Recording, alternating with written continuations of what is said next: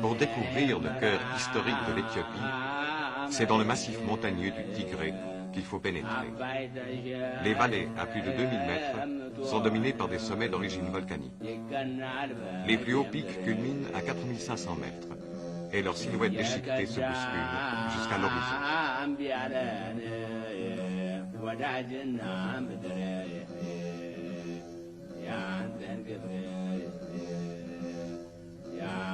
Pays de plaines encaissées, compartimentées, le Tigré est coupé du reste de l'Afrique tropicale. C'est là que les légendes situent le mystérieux royaume de la reine de Saba, au temps du roi Salomon.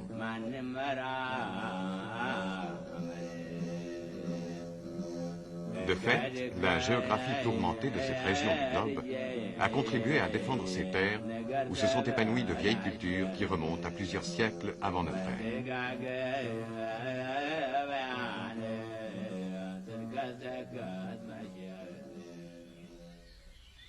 Ainsi, à Yéa, à l'est d'Aksum, on découvre les plus importants vestiges de la civilisation sabéo-éthiopienne.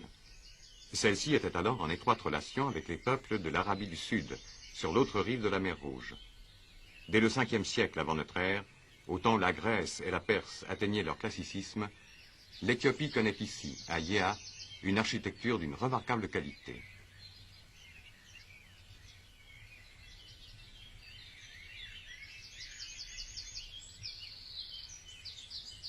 Ce temple, construit en blocs de calcaire finement appareillés, en est le témoin. Il prouve que l'art des bâtisseurs à cette époque n'est pas à ses débuts. D'autres sites, encore inexplorés, ont dû précéder une réalisation de cette qualité. Des cultes devaient s'y dérouler, qui ont gardé leur secret. S'agissait-il d'une religion dédiée au Soleil, à la Lune ou à la planète Vénus? Nul ne le sait.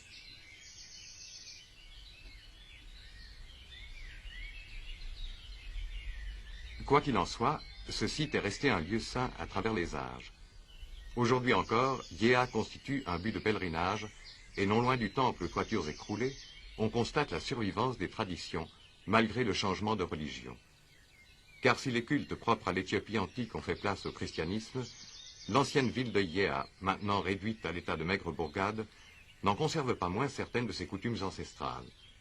Ce sont elles qui nous relient par-delà les millénaires à cette capitale oubliée de l'Éthiopie.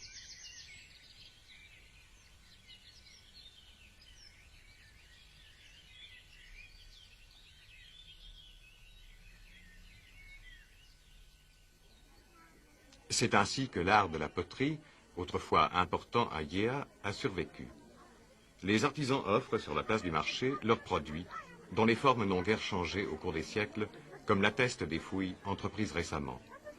Les grandes jarres destinées au transport et au stockage de l'eau sont l'un des produits essentiels de l'artisanat local.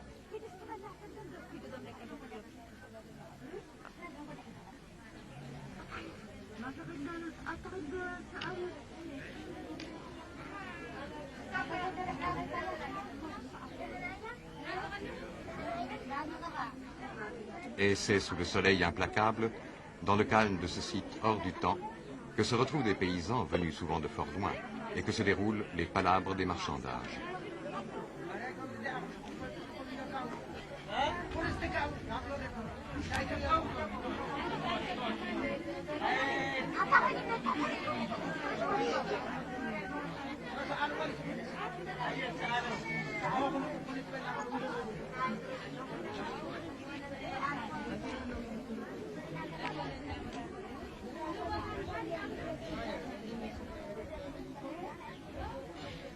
De même que l'artisanat ne s'est guère transformé au cours des âges, les techniques agricoles se perpétuent à travers les siècles.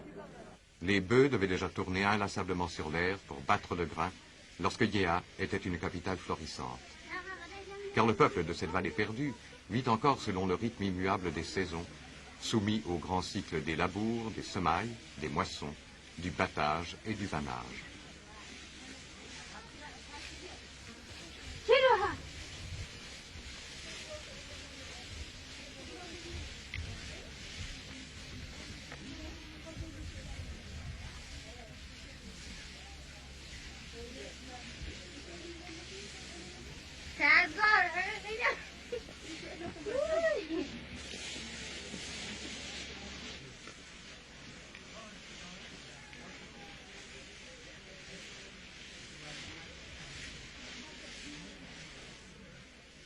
Il y a 2500 ans, sur ce site aujourd'hui presque dépeuplé de l'Éthiopie du Nord, la métallurgie était également en plein essor, ainsi qu'en témoignent ces pendeloques de bronze figurant schématiquement des animaux.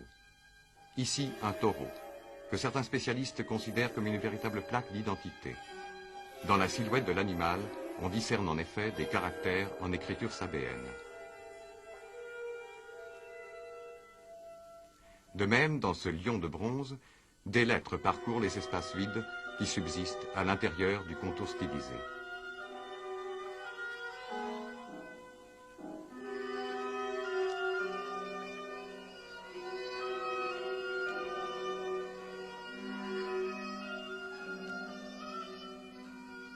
On retrouve la même technique dans cette tortue sommairement ébauchée ou dans l'étonnante figure de bouquetin de bronze que les artistes éthiopiens ont réalisée à la cire perdue.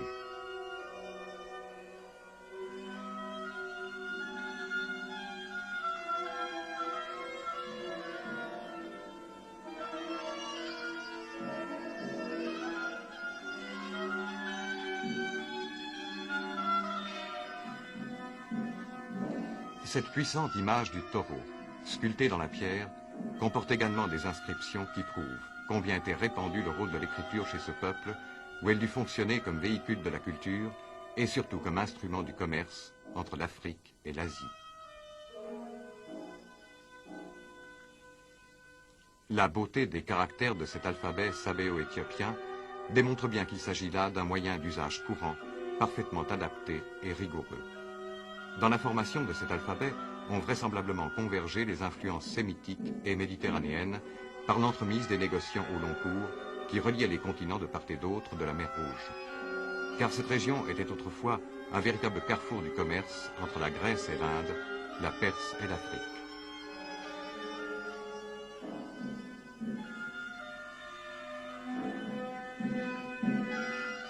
Ces multiples influences sont nettement perceptibles sur les bas-reliefs qui décorent les faces du trône de pierre trouvé sur le site de Havelti, près d'Aksum.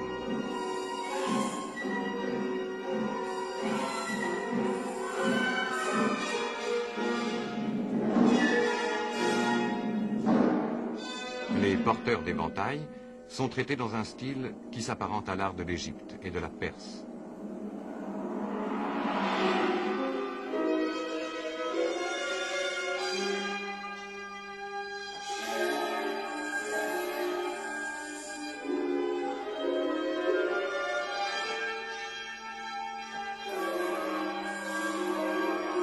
Quant à cette statue de femme assise, trouvée également à Havelti, elle démontre qu'à l'époque où l'Éthiopie et l'Arabie du Sud étaient en étroite relation, l'art avait atteint un degré de développement remarquable.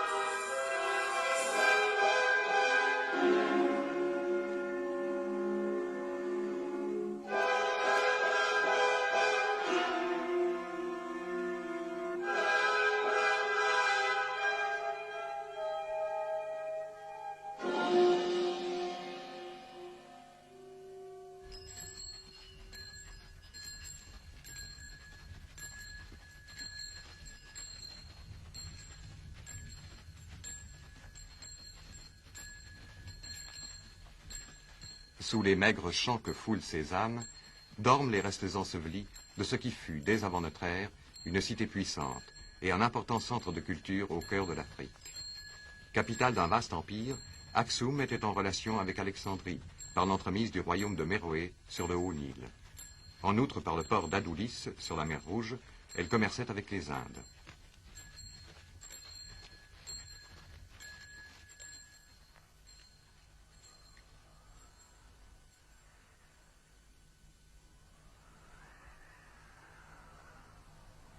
De cette époque de faste ne subsiste plus aujourd'hui que de grands palais ruinés. La tradition voudrait les attribuer à la reine de Saba, mais ces vestiges sont en réalité contemporains des débuts de notre ère. Les édifices royaux de la capitale aksumite, si ruinés qu'ils paraissent ici, n'en évoque pas moins un temps où la cité contrôlait le marché des produits exotiques africains sur lesquels elle fondait sa puissance politique et économique.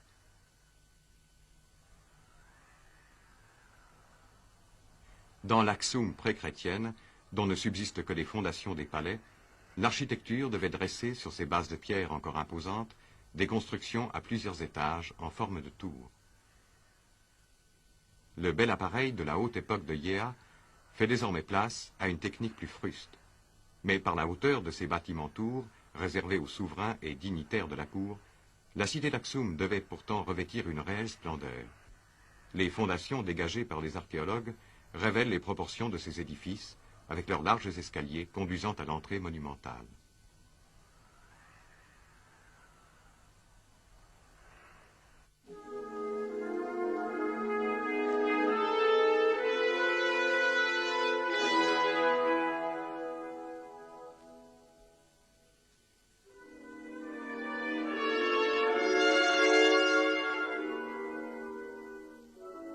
Mais c'est grâce aux stèles gigantesques, élevées par les Éthiopiens d'Aksum, que l'on peut se faire une idée de l'aspect que revêtait cette architecture étonnante. Ces sortes d'obélisques monolithiques, dont les plus grands devaient atteindre 35 mètres de haut, représentent en effet sur leurs faces sculptées des portes et des fenêtres qui symbolisent les tours où demeuraient les seigneurs de la ville.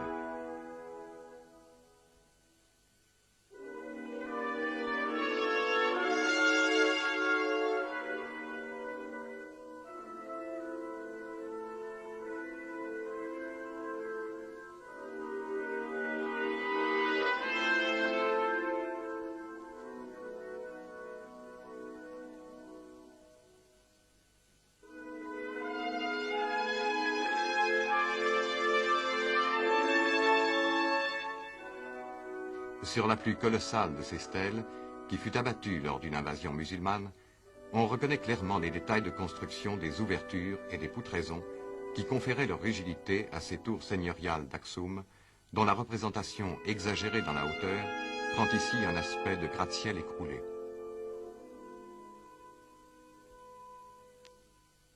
En outre, ces stèles aux proportions gigantesques, comparables par la technique et le poids aux seuls obélisques de l'Égypte pharaonique, disent le remarquable niveau technologique qu'avait atteint le royaume d'Aksum au 1er siècle de notre ère.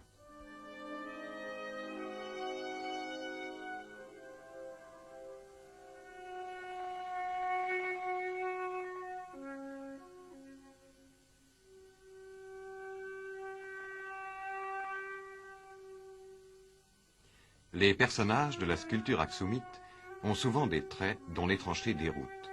Ils font songer tantôt à Sumer, tantôt à l'Égypte antique. Mais la trop grande rareté des œuvres découvertes à ce jour interdit encore de déterminer une évolution des styles.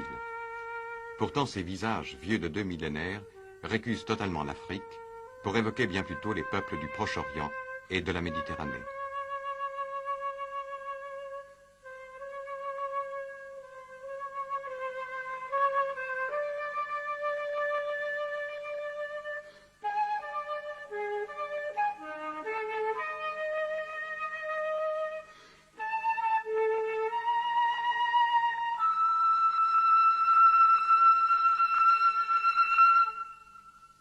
Ce sont les monnaies impériales romaines, trouvées récemment à Matara par des archéologues français, qui montrent le plus clairement les contacts commerciaux qu'entretenait Aksum avec l'Occident. Ces pièces d'or du 1er et du 2e siècle, à l'effigie des Césars, depuis Nerva jusqu'à Septime Sévère, éclairent une page d'histoire. Elles prouvent qu'Aksum fournissait aux Romains des produits africains, et en particulier l'ivoire, les plumes d'autruche, les parfums et les esclaves. Quant aux monnaies éthiopiennes proprement dites, elles sont plus tardives et marquent la nouvelle orientation qu'a prise le pays avec l'éclosion du christianisme. La croix fait son apparition. Elle atteste la conversion massive des habitants. C'est le roi Edzana qui, au IVe siècle, fera de la foi nouvelle la religion d'État. Dès lors s'ouvre pour l'Éthiopie un chapitre totalement neuf de son destin, dont l'influence dure jusqu'à nos jours, puisque l'Éthiopie subsiste comme une citadelle chrétienne dans le cœur de l'Afrique musulmane et animiste.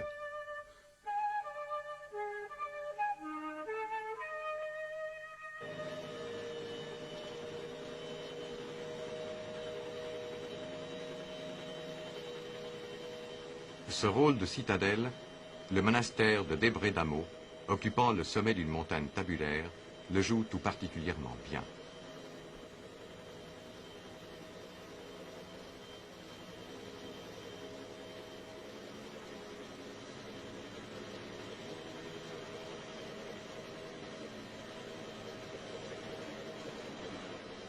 Il s'agit là de la plus ancienne église d'Éthiopie. Entourée de sa falaise à pic qui constitue une infranchissable défense naturelle, Debre Damo est un ermitage où Saint Michel, dit-on, créa le premier monastère lors de la diffusion de la religion chrétienne de rite copte dans le Tigré.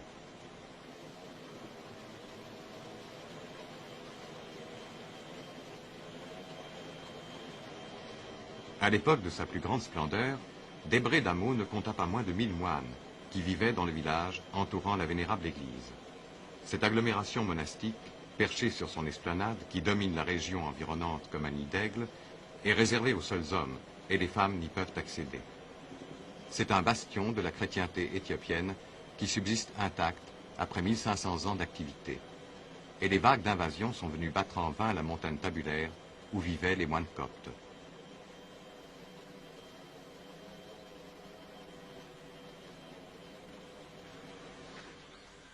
Pour accéder à Debre Damo, il n'est qu'une seule voie, il faut se hisser vers le sommet à l'aide d'une corde de cuir. La légende veut qu'en cet endroit, un serpent ait enlevé Saint Michel dans les airs pour l'aider à gagner son ermitage. C'est en souvenir de ce miracle qu'aujourd'hui encore, l'unique accès au monastère est la corde de cuir qui rappelle le rôle du serpent providentiel.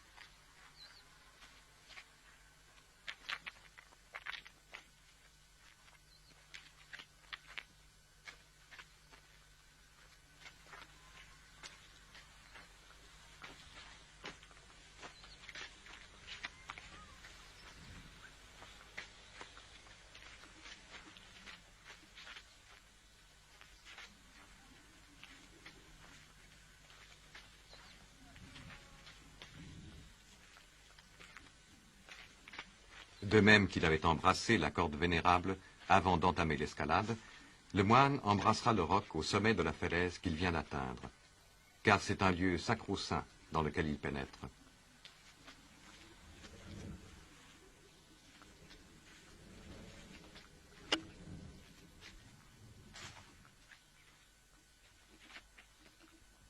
Une nouvelle poterne défend l'accès du monastère.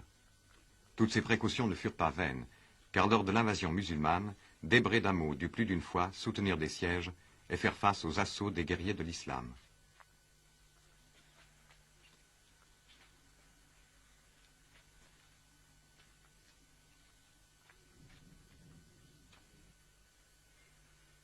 Parvenu sur le plateau, le moine se hâte vers l'antique église qui constitue le but de son pèlerinage.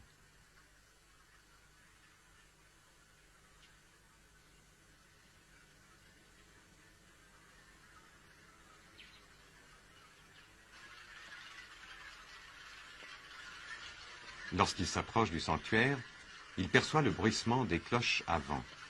Ce sont des lames de métal qui tintent en s'agitant dans les airs au sommet de la toiture de l'église.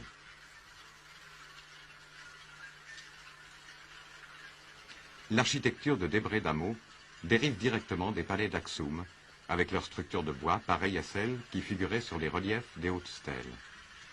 Les charpentes noyées dans le remplissage de mortier et de pierres sèches forment comme une armature dont ne dépassent que les têtes des solives transversales qui rythment les assises du mur.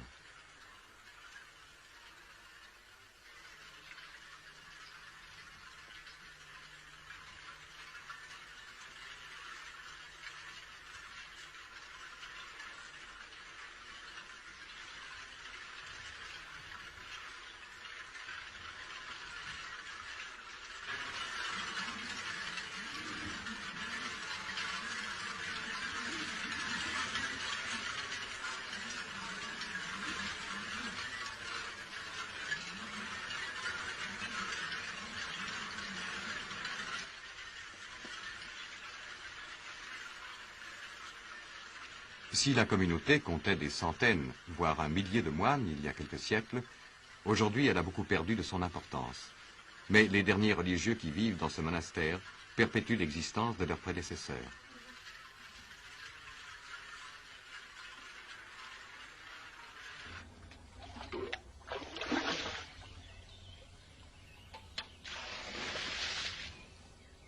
Le problème essentiel auquel ont à faire face les habitants de Debredamo est celui de l'eau.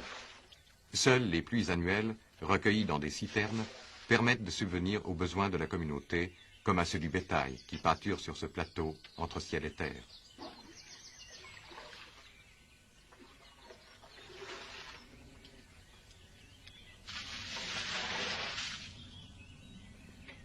Ce sont les novices, voués dès leur enfance à la vie monastique, qui assument la corvée d'eau.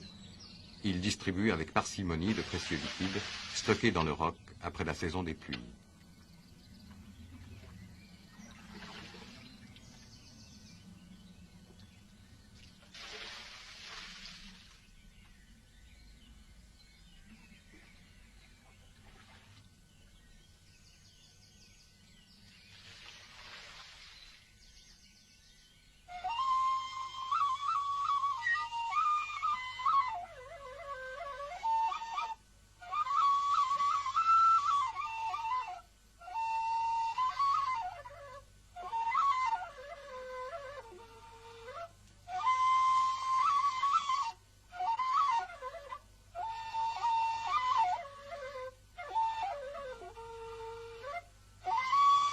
Aujourd'hui presque dépeuplée, l'agglomération monastique de Debredamo ne fut pas seulement le témoin de la foi intense de ces hommes qui se retiraient du monde pour vivre plus totalement leur religion. Elle joua un rôle politique important. En effet, dans les temps troublés, il arrivait au souverain de venir s'y réfugier avec sa cour.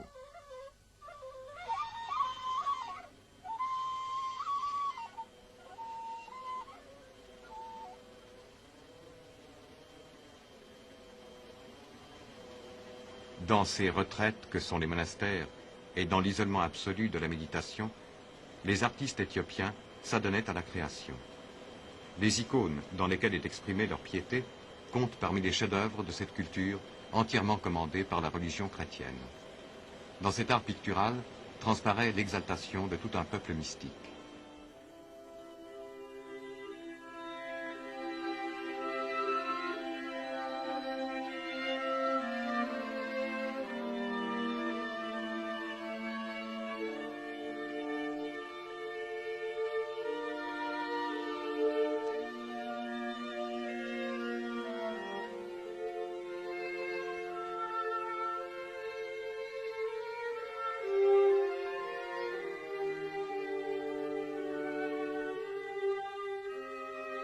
Exécutées entre le XVe et le XVIIIe siècle, ces icônes sur bois présentent une infinie diversité de styles. Et les scènes de la vie du Christ qu'elles illustrent relèvent autant d'une lointaine tradition byzantine que d'un art populaire vigoureux et plein de fraîcheur rustique.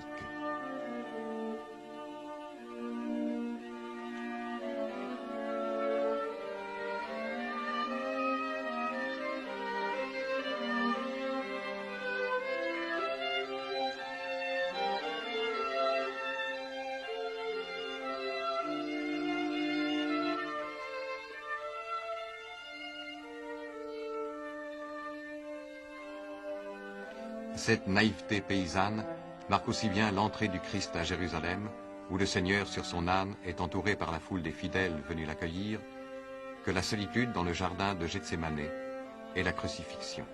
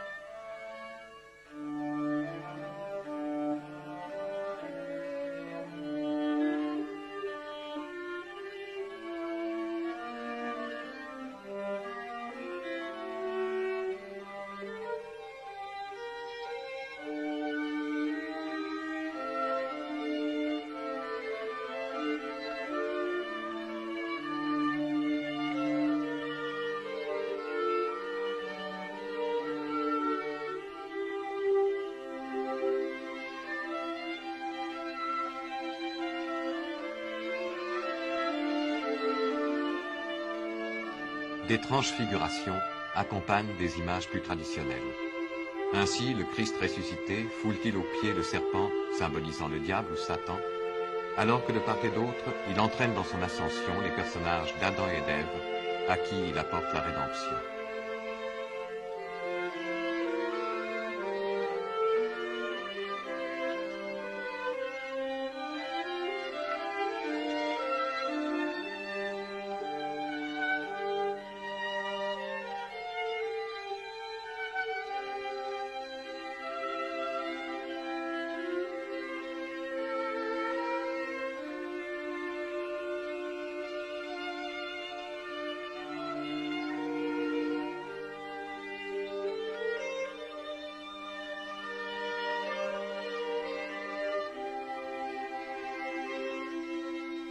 Sur un autre de ces triptyques, qui date d'une époque plus tardive, on découvre les fidèles en contemplation devant une Vierge en majesté qui trône dans les cieux.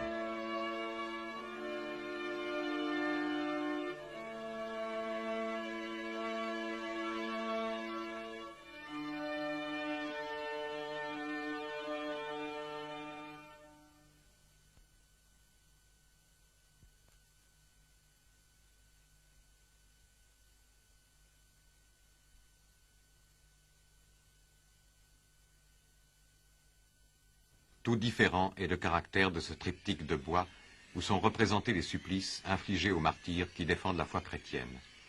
C'est un univers à la Jérôme Bosch que révèle cette œuvre où voisinent les lapidations et les décollations et où l'imagination de l'artiste se donne libre cours dans l'horreur et la violence.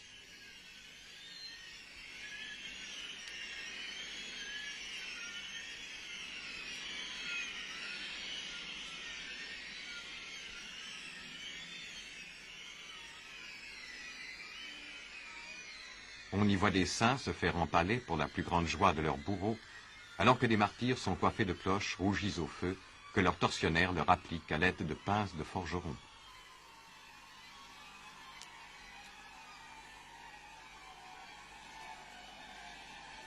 D'autres suppliciés sont débités en morceaux, puis jetés dans la fournaise. D'autres, enfin, sont condamnés à mourir sur le grill ou à bouillir dans d'immenses chaudrons sous lesquels des brasiers sont attisés.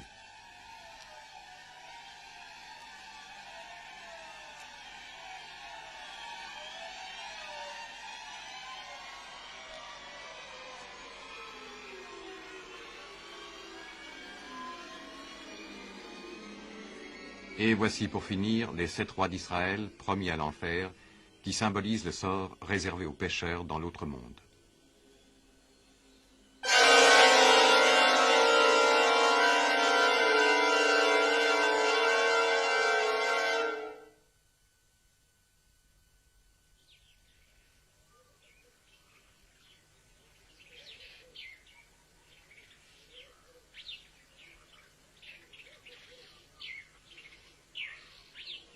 À l'opposé de ces violences infernales, c'est ici la sérénité propre aux ermitages situés sur les îles du lac Tana. Enserrée dans la végétation luxuriante et protégée par ses murailles défensives, l'église de Narga date du XVIIIe siècle. Mais le site fut occupé par les chrétiens bien avant cette époque et servit de refuge aux moines éthiopiens lors des invasions islamiques.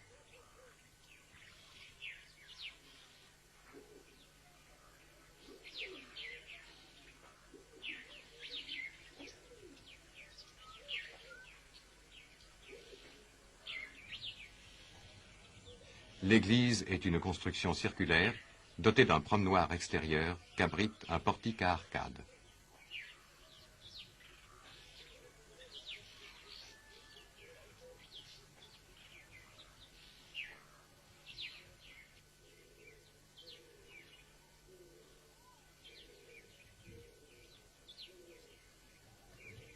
Originairement pourvu d'une toiture de chaume, cet édifice rond reprend un plan qui remonte à une antique tradition éthiopienne.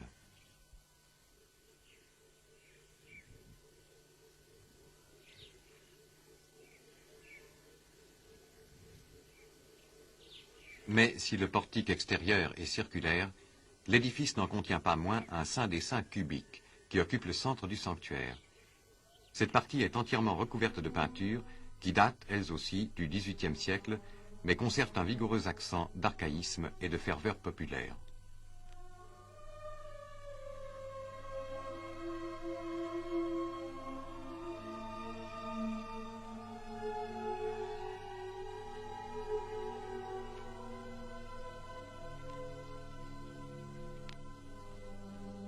On y voit, de part et d'autre, des archanges armés de glaives qui montent la garde au seuil du sanctuaire.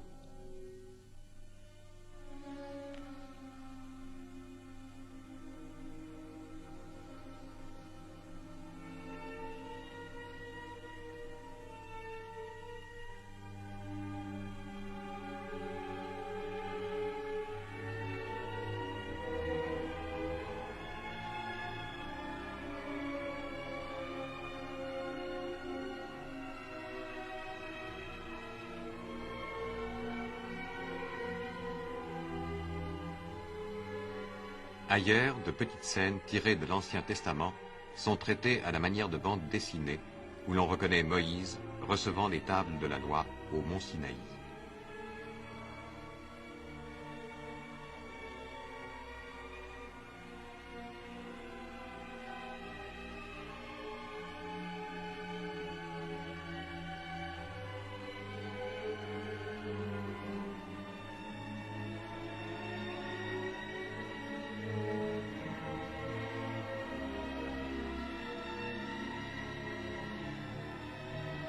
Et parmi les chérubins, parmi les angelots typiques de l'art éthiopien, qui volettent dans les cieux mystiques de cette église de Narga, on discerne la présence d'une vierge allaitant l'enfant Jésus, dont l'image est inspirée par la tradition byzantine.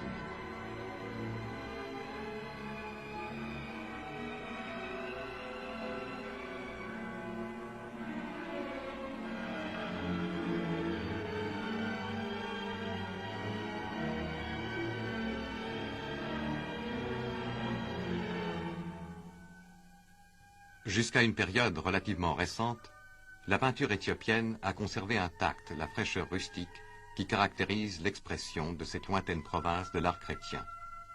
Et bien que tardive dans le style de ses peintures, qui couvrent entièrement le Saint des Saints, la décoration de l'église de Narga traduit bien l'âme des artistes de l'Éthiopie.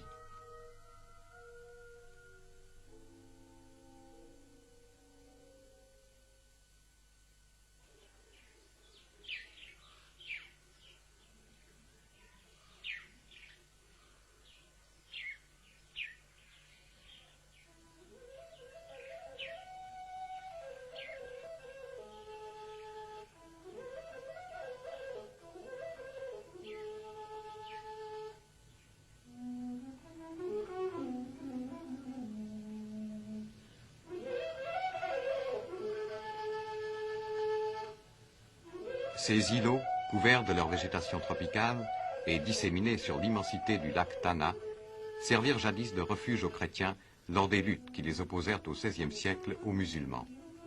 Car longtemps cet archipel sut résister aux assauts des envahisseurs qui ne parvinrent pas à s'assurer la maîtrise de la navigation sur ces vastes étendues d'où s'écoulent les eaux du Nil bleu.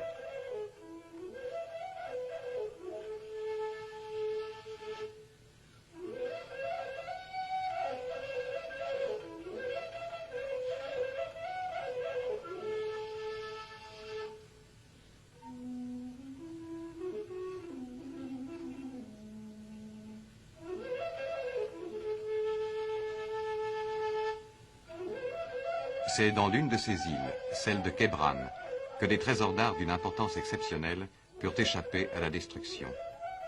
Dans cet écrin de verdure, les moines de Kébran ont conservé de précieux manuscrits datant de l'époque médiévale.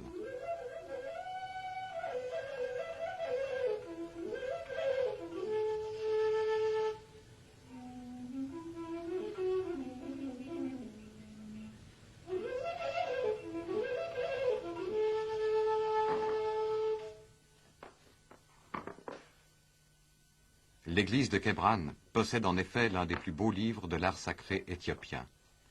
Il s'agit des évangiles, dans une version ornée de riches enluminures qui datent du début du XVe siècle.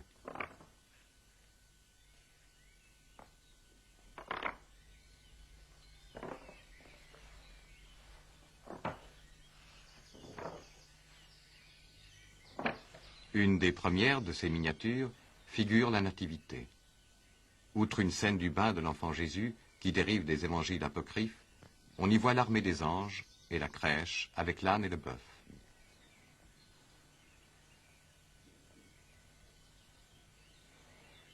C'est ici l'adoration des mages, qui, sous les yeux d'un ange, vont déposer leurs présents aux pieds de l'enfant divin. Puis a lieu la présentation au temple, où la Vierge, suivie de Joseph, s'apprête à donner son fils au vieillard Siméon. C'est alors la scène du baptême du Christ, où Saint Jean-Baptiste est assisté par 3 anges sur la rive du Jourdain.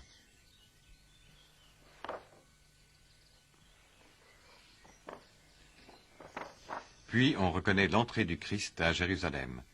Devant le Seigneur, des fidèles étendent des tapis sous les pas de l'âne.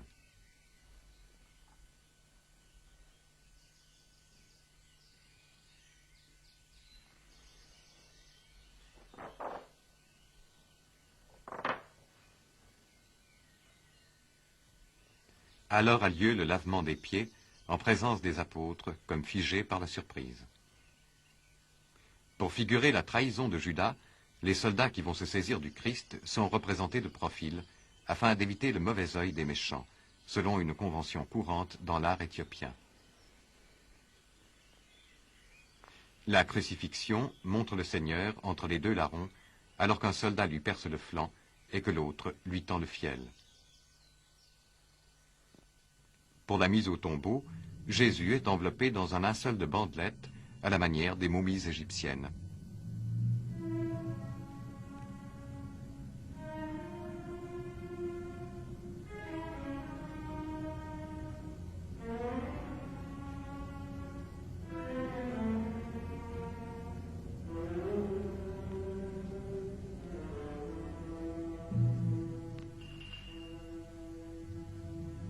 Mais l'église de Kébran offre également une série de peintures ornant le sanctuaire. Toute la surface du Saint des Saints est recouverte d'une riche iconographie, plus haute en couleur et plus ancienne aussi que celle de Narga.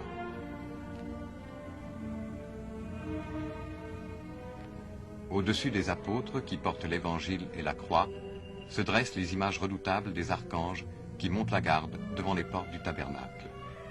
Car l'église éthiopienne est combattante, et ces anges qui portent cimeterre et bouclier foudroient du regard leurs ennemis.